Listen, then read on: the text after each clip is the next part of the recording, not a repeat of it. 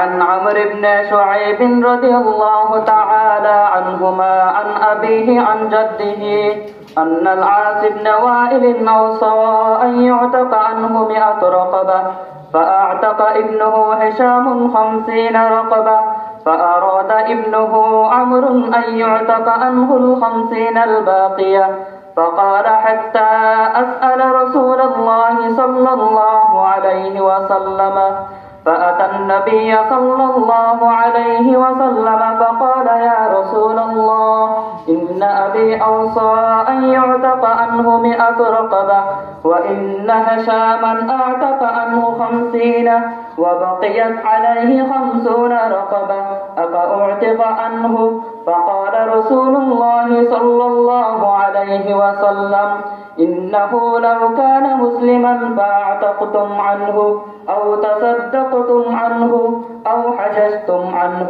بلغه ذلك رواه أبو داود.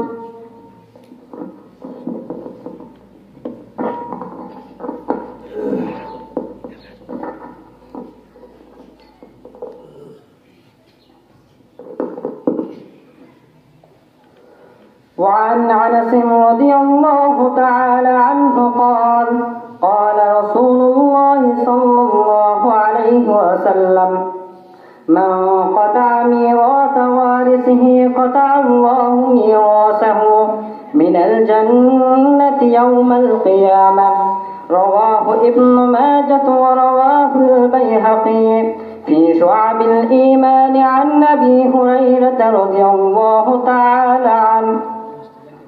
نحمده ونصلي على رسوله الكريم.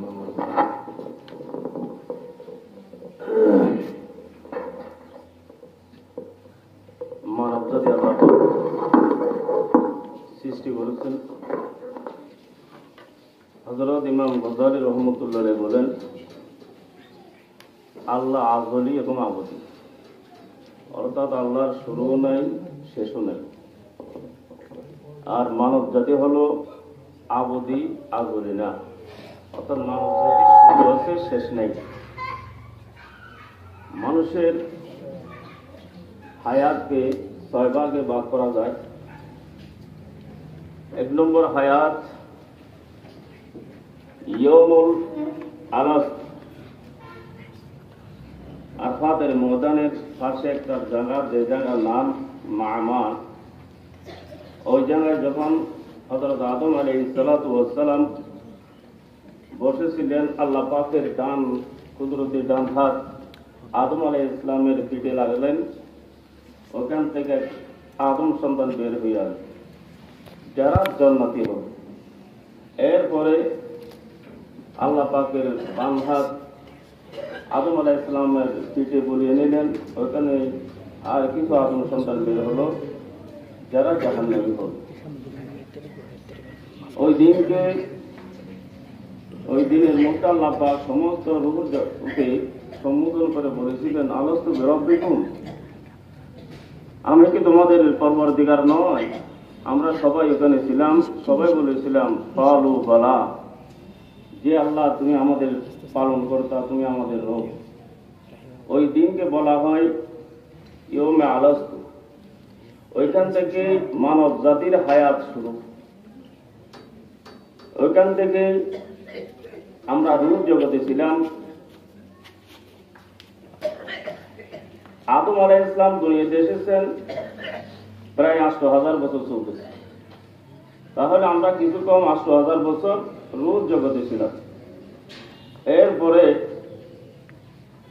মার গর্ভের মাধ্যমে আল্লাহ পাক দুনিয়াতে আনছে। মার গর্ভের হায়াত ছিল ৮-৯ মাস। তাহলে রূপ জগতে ছিলাম ৮০০০০ বছরের মতো হায়াত ওইখানে আমরা কাটিয়েছি। মার পেটে কাটিয়েছি ৮-৯ মাস। এরপর থেকে দুনিয়ার হায়াত শুরু। দুনিয়ার হায়াতের তারতম্য নাই। আল্লাহর হাবিব সাল্লাল্লাহু আলাইহি ওয়াসাল্লাম ইরশাদ করেছেন, মানব জাতির হায়াত হবে ৬০-৭০ মাঝখানে। এই অল্প হায়াত দুনিয়ার এভাবে ভাগ করলে ৩ ভাগ হলো। রূপ জগৎ, মায়ের পেট এবং দুনিয়ার পেট। এরপরে আমাদের হায়াত হবে কবরের জগৎ, আলমে বরজখ। ওখানে কতদিন থাকতে হবে এটা আল্লাহ ব্যতীত কেউ জানে না। হাদিসের দ্বারা এতদূর প্রমাণ, যিনি কিয়ামতের দিনে ইন্তেকাল হবেন তিনিও 40,000 বছর কবরে থাকবেন। এটা হলো কবরের হায়াত। 5 নম্বর, হাসরের ময়দানের হায়াত। ওখানে কমপক্ষে 50,000 বছর অপেক্ষা করতে হবে। 50,000 বছরের পর বিচার শেষ হয়ে যাবে। যারা জান্নাতি জান্নাতে চলে যাবে, যারা জাহান্নামী তারা জাহান্নামে যাবে। তাহলে 50,000 বছর হলো হাসরের ময়দানের হায়াত। 6 নম্বরে হবে জান্নাতের হায়াত আর জাহান্নামের হায়াত।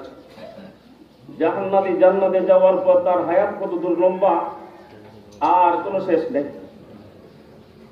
তা আল্লাহ পাক রব্বুল আলামিন এই হায়াতের মধ্যে 6 ভাগে বিভক্ত এই হায়াতের ভিতরে আমলি হায়াত রেখেছেন মাত্র একটা, অর্থাৎ দুনিয়ার হায়াত। বালেগ হওয়ার পর থেকে মৃত্যুর আগ পর্যন্ত এই হায়াতটা আলম দুনিয়ার হায়াত। এটা হলো আমলের সময়। আর 5 ভাগ হলো বেলা আমল।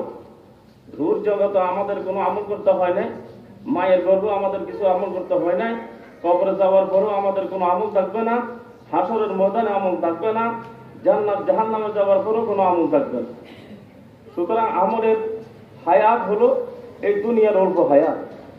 যদি আমরা এই দুনিয়ার অল্প হায়াত এটাকে আল্লাহর হুকুম এবং রসুলের আদর্শ মতো অতিবাহিত করতে পারি, আগামীতে সামনে আমাদের যে 3টা হায়াত আছে, কবরের হায়াত, হাসরের হায়াত, জান্নাতের হায়াত, এগুলি আমাদের জন্য কামিয়াবি হায়াত হবে, সাফল্যের হায়াত হবে।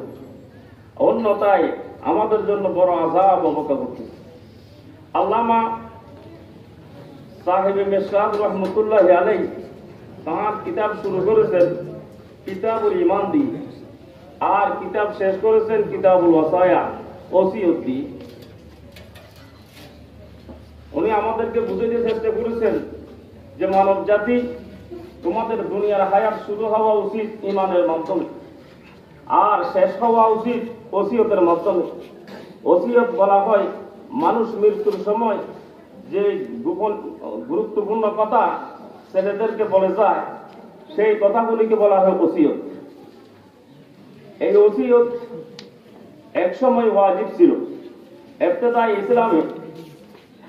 ইসলামের শুরুর সময় ওসিয়ত করা এটা ওয়াজিব ফরজ ছিল। কারণ মৃত্যু ব্যক্তির মাল কিভাবে বন্টন হবে তা কোনো নির্ধারিত কোনো কানুন ছিল না। যার ইচ্ছা যত দূরে বুক করত। এই জন্য মৃত্যু ব্যক্তি ওসিয়ত করে যেত যে আমার অমুক ছেলে এতদূর নিবে, অমুক ছেলে এভাবে নিবে। যখন আয়াতে মিরাজ আল্লাহ পাক অবতীর্ণ করলেন যে মানুষ মৃত্যু ব্যক্তির সম্পদ কিভাবে বন্টন করা হবে, সেটা আল্লাহ পাক কানুন নাযিল করলেন। এখন ওই